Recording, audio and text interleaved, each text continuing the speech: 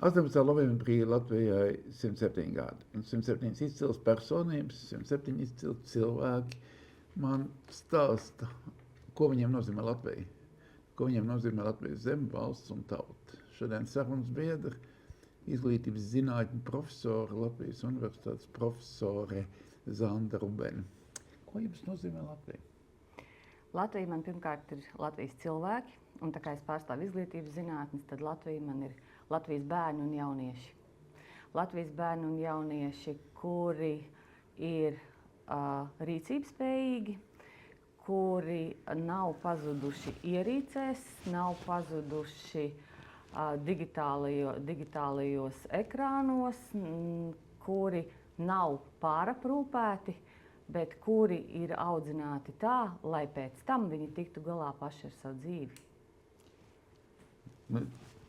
Par to digitālo ierīci tad mazliet vairāk varbūt. Digitālās ierīces ir tikai lietas. Un no mums ir atkarīgs, kā mēs šīs lietas izmantojam. Kā zināms, ar nazi var nogriezt maizi, bet ar nazi var nogalināt arī cilvēku. Tāpat arī digitālās ierīces ir tikai instruments, ar kura palīdzību mēs sasniedzam kaut kādus mērķus. Un, ja runa ir par mums pašiem, tad mums ļoti bieži šķiet, ka ar mums viss ir kārtībā. Mūsu paradumi ir lieliski un tiem nav nevainas, un ja vajadzēs, tad mēs ierīces noliksim malā. Bet, ja runa ir par mūsu bērniem, mēs kļūstam diezgan tramīgi un bažīgi un mēģinam radīt dažādus aizliegumus un dažādus ierobežojumus digitālo ierīču lietošanā, bet labi zinām, ka mūsdienās mācīties un strādāt bez digitālajām ierīcēm ir pagrūti. Līdz ar to nākotnes Latvija, manuprāt, ir tāda, kurā aizliegumi ir nomainīti ar noteikumiem digitālo ierīču izmantošanā, un mūsu bērniem un jauniešiem piemīt tas saucamais digitālais briedums. Viņi spēj paņemt ierīci un nolikt to malā, tad, kad jādara kas cits svarīgāks. Un tā pasaule, kurā viņi dzīvo un šīs te ierīces lieto un paradumus veido, ir mūsu pieaugušo konstruēta. Mēs īsti nevaram raustīt plecus un teikt, es jau tur neko nevaru darīt. Viņš jau ir tā pieredzes. Nu, tad kurš ir vainīgs, ka tas bērns tā ir pieredzes, vai mūsu sabiedrība kopumā tā ir pieradusi? Ir neskaitāmi pētījumi par to, ka šobrīd mēs runājam par tādu kā zudušo paudzi, par to paudzi, kura sāka lietot digitālās ierīces ļoti agrā vecumā, bet zinātniekiem vēl nebija padoma, ko darīt. Jo tikai kādā 15. gadā mēs sākam runāt par digitālu zīdaini, ja, par to, kas 0 gadu vecumā paņem rokā skārienjūtīgo ekrānu. Ja. Pagāja daži gadi, 3 vai 4, kamēr neirobiologi, psihologi, bērnu psihiatri, pedagogi pateica, kā tad būtu pareizi un kas būtu jādara un kas nebūtu jādara. Bet par to laiku bērni jau bija izauguši. Un līdz ar to es to nākotnes Latviju redzu saprātīgi, racionāli domājoši vecāki, kas par saviem bērniem rūpējas, bet nepāraprūpē viņus un palīdz kopā ar bērniem ģimenē veidot tādus veselīgus, adekvātus digitālo ierīču izmantošanas paradumus. Okay, attiecībā uz vecākiem es vēl kaut kā spēju saprast.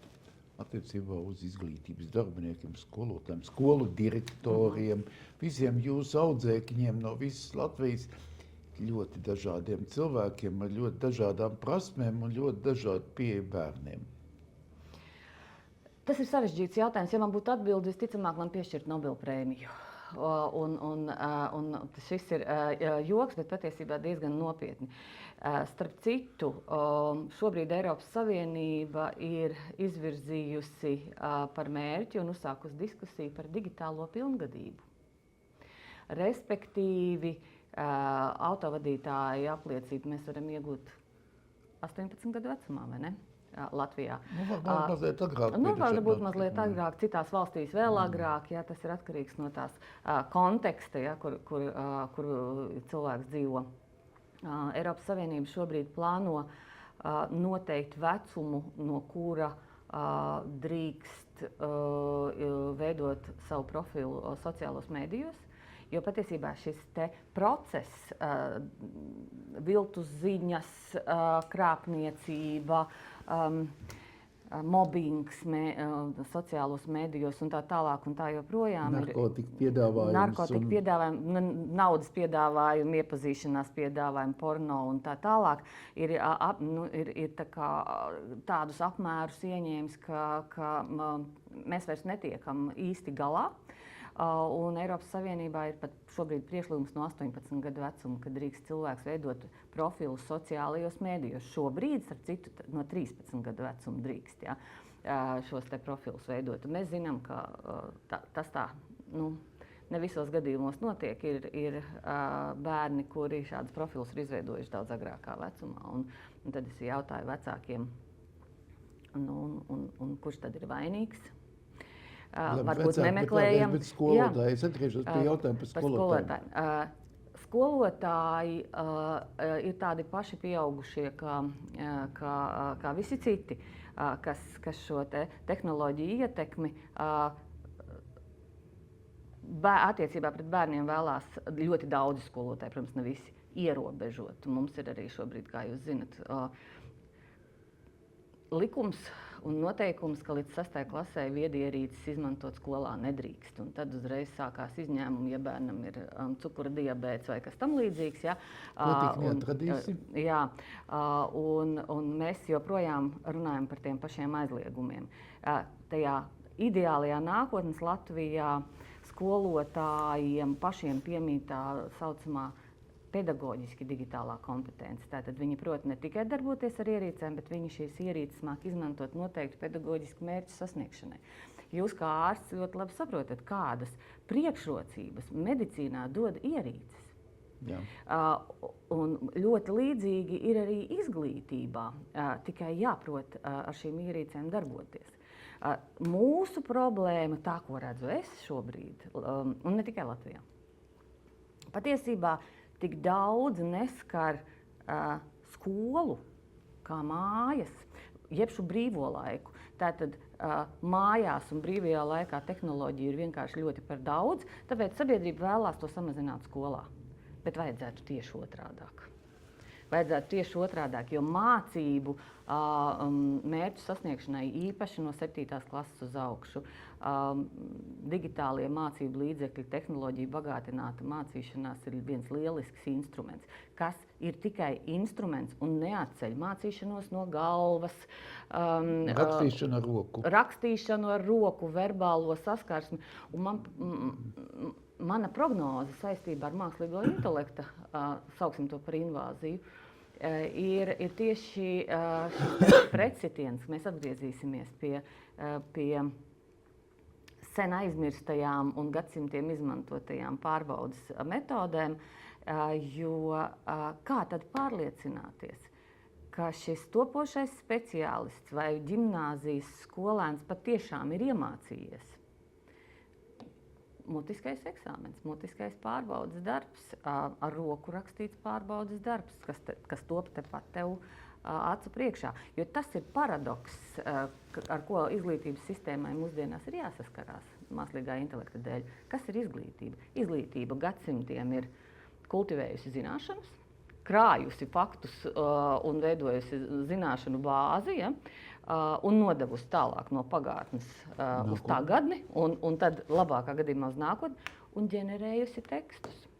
Šobrīd tekstus ģenerē ārpus cilvēka apziņas vai var ģenerēt ierīce ārpus cilvēka apziņas, un arī faktu uzkrāšana un zināšanu uzkrāšana ārpus cilvēka apziņas notiek, un es nekad mūžā nevarēšu iemācīties tik daudz, cik man var piedāvāt mākslīgais intelekts, piemēram. Ja. Līdz ar to ļoti būtiski jāmainās. Ir gudri jāizmanto tehnoloģijas, lai mēs nākotnē būtu gudra sabiedrība. Un tomēr kognitīvos spējas bērnam. Mēs viņam mācām dažādos veidos, viņas palielinām, mēs viņam liekam darboties. Un tas mākslīgais intelekts un datorzinības ir zināms veids, kā arī uzlabot kognitīvās spējas. Arī. Un ir tādi bērni, kuri neticami ātri apgūst, viņiem nevajadzētu iet uz augstskolu, viņi programmē un ģeniāli programmē, un viņas izķer 18 gadu vecumā strādāt lielās kompānijās. Tad tas kognitīvo spēju attīstībai būtu principā jābūt tam noteicošam. Vismaz tas šķiet iespējams, ka man nav taisnība. Es domāju, ka jums ir taisnība, bet es negribētu aprobežoties tikai ar kognitīvām spējām. Domājot par digitālajām ierīcēm, mums ir ļoti svarīgi arī emocionālais aspekts un sociālais aspekts, kas mākslīgajam intelektam var iemācīt mākslīgajam intelektam izlikties, ka viņam piemīt empātija vai tolerance, bet tas būs tikai ieprogrammēta izlikšanās. Ja? Un kognitīvās spējas, prasmes mums ir ārkārtīgi nepieciešamas, lai mēs varētu radīt ko jaunu, bet mums ir nepieciešams arī tās kompetences, kas mums palīdz saglabāt to veco, respektīvi cilvēcību, un bez tā jau cilvēce nav iespējama. Vēlējums Latvijai, arī visiem jūsu audzēkņiem un pedagogiem. Uzticēties zinātnei.